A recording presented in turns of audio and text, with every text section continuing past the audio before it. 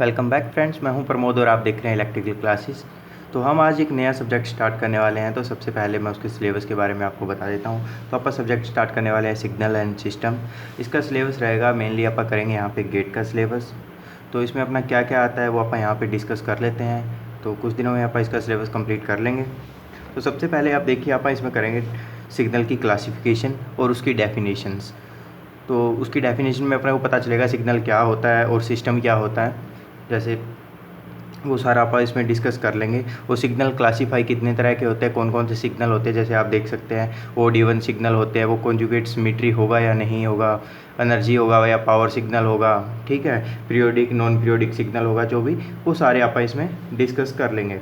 इसमें कैसे होता है, जैसे देखिए आप सारे सिग्नल डिस्कस करने के बाद में अपने को जैसे जैसे आप सिलेबस करते जाएंगे अपने को पता चल जाएगा। इवन सिग्नल ये होता है, पीरियोडिक सिग्नल वो होता है, नॉन पीरियोडिक वो होता है। जैसे एग्जांपल के तौर पे आपको बता देता हूँ, कोई भी सिग्नल है, मान लीजिए कोई एक फिक्स इंटरवल तक उसकी वैल्यू कुछ भी रही, पॉजिटिव में रही, कुछ इंटरवल के बाद उसकी वैल्यू नेगेटिव में चली गई, फिर कुछ इंटरवल के बाद सेम इंटरवल के बाद उसकी वैल्यू पॉजिटिव में आ गई। मीन्स एक इंटरवल के बाद उसकी वैल्यू रिपीट होती जा रही है। एक टाइम ऑफ पीरियड के बाद नेक्स्ट जब टाइम ऑफ पीरियड वो आता है सेम वाला, तो उसमें वो सेम वैल्यू दिखाता है, तो वो पीरियोडिक सिग्नल हो गया। मीन्स टू से एक टाइम ऑफ पीरियड के बाद रिपीट हो रहा है। ये अपन डिस्कस करेंगे बाद में डिटेल में, ठीक है।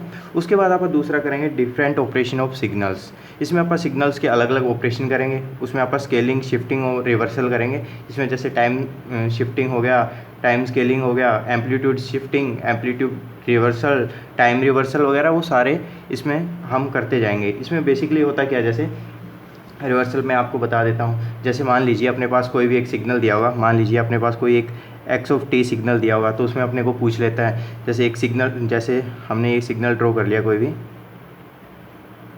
ये एक टाइम पे सिग्नल है t और ये x है, ठीक है। तो वो पूछ लेगा x है, तो यहाँ पे आप लोग ड्रॉ कीजिए, जैसे x+2 क्या होगा, ये ड्रॉ करके दिखाइए हमें।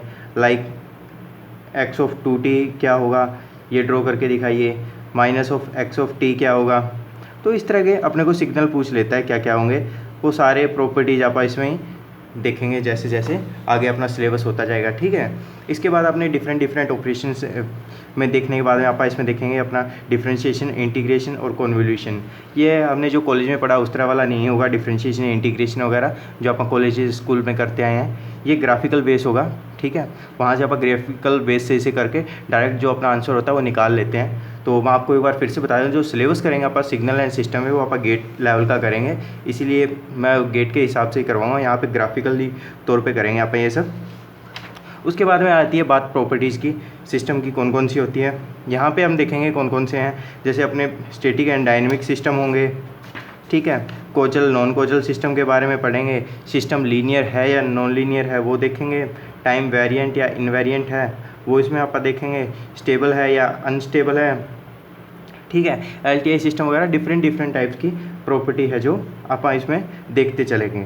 उसके बाद में आ जाता है अपना सिलेबस, आगे बढ़ते हैं तो यहाँ तक हम यहाँ जेट ट्रांसफॉर्म तक पढ़ेंगे। इसमें देखिए अपना कॉन्टीन्यूस टाइम फोरियर सीरीज आ जाता है, ठीक है।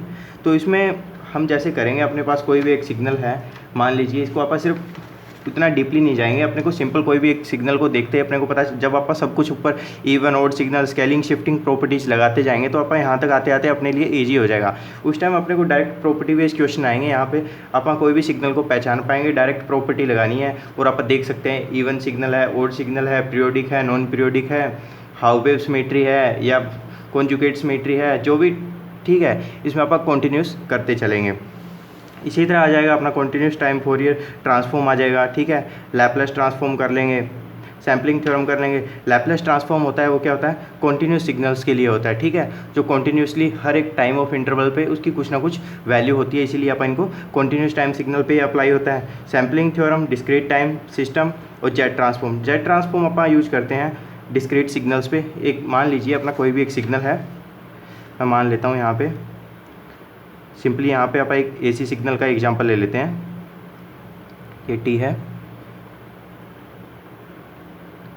ये अपना AC सिग्नल है। तो ये क्या है, कॉन्टीन्यूस, बिकॉज इसके हर एक इंटरवल ऑफ टाइम पे इसकी कुछ ना कुछ वैल्यू अवेलेबल है, ठीक है। यहाँ पे भी वैल्यू अवेलेबल थी, यहाँ पे पहुँचे तो भी इसकी वैल्यू अवेलेबल है। कोई भी टाइम पे पहुँच जाए इसकी वैल्यू अपने को मिलेगी। और डिस्क्रीट सिग्नल कौन सा हो गया अपना, मान लीजिए सेम यही सिग्नल था, तो यहाँ पे इन्होंने क्या की, ऐसे डॉटेड फॉर्म में शो कर देंगे इसी सिग्नल को।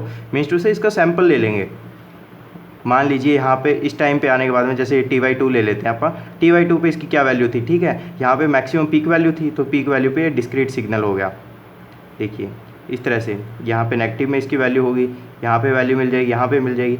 तो देखिए एक फिक्स टाइम पे ही अपने को इसकी वैल्यू मिल रही है। मान लीजिए T/2 है, तो T/2 और इस 0 पॉइंट के बीच में देखिए अपने को सिर्फ 2 जगह इसकी वैल्यू अवेलेबल है, लेकिन कंटिन्यूस सिग्नल में देखिए एवरी टाइम ऑफ इंटरवल पे इसकी वैल्यू अवेलेबल रहेगी। ठीक है, ये कंटिन्यूस डिस्क्रीट टाइम सिग्नल भी आप कर लेंगे, देख लेंगे क्या क्या होते हैं। उसके बाद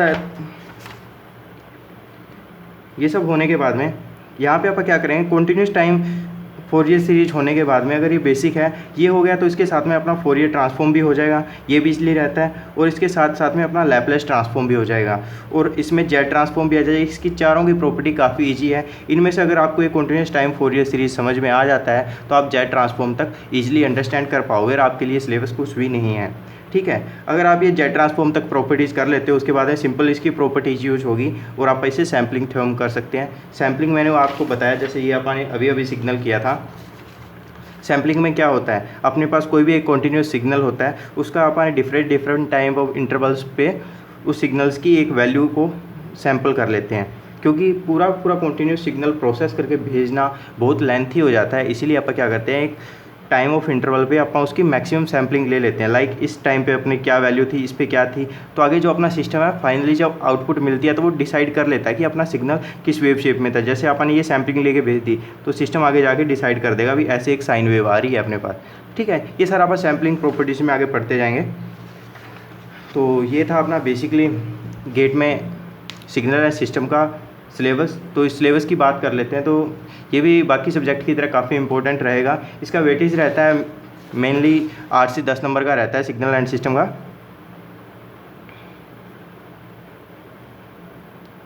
8 से 10 नंबर का रहता है, तो ये काफ़ी इंपॉर्टेंट रहता है गेट की वजह से। जैसे कि पावर सिस्टम भी तो होता है अपना, पावर सिस्टम भी 8 से 10 नंबर का आता है, तो ये काफ़ी इंपॉर्टेंट सब्जेक्ट है। और सिग्नल सिस्टम अच्छा स्कोरिंग सब्जेक्ट भी माना जाता है, बिकॉज इसमें कुछ प्रॉपर्टीज़ है, एक बार आप उनको देखने के बाद में ईजिली कर पाओगे। तो ये बेसिक सा सब्जेक्ट था अपना, बेसिक से सब्जेक्ट की बेसिक सिलेबस की बातें मैंने आपको बता दी है। नेक्स्ट लेक्चर से अपन स्टार्ट करेंगे इसका सारा का सारा सिलेबस। तो मिलते हैं नेक्स्ट लेक्चर में, बाय।